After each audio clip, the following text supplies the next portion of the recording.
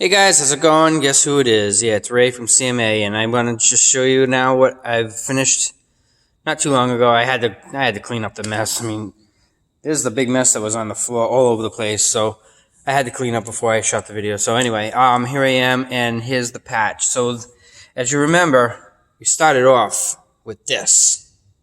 This was just kind of tucked down inside there. I can't get in now because it's welded, but this was the piece that was tucked down inside there. And that's all it was. There was 2 tacks and some, looks like reinforced fiberglass body filler or something like that. Junk. This is what we have now. I mean, that piece came up to about here, and it kind of like flapped in the breeze over here, and it was down there.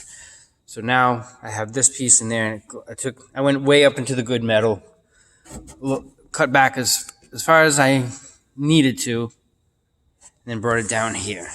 Okay, here's that ridge that I had to make right there, because this ridge supports the piece in back. The flange for the other panel sits inside there, so it's a smooth transition on the back.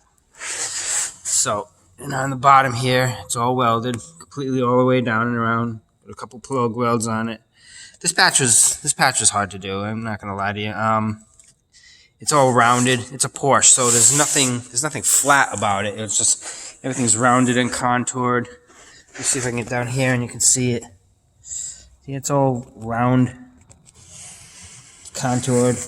The end of it right here, it's like a bulb. It's a ball.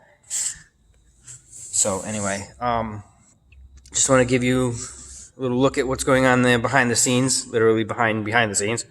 So tomorrow I'll work on getting this piece fabricated. Let's fabricate. I get the piece shaped and cut in and trimmed and cut and everything to fit there.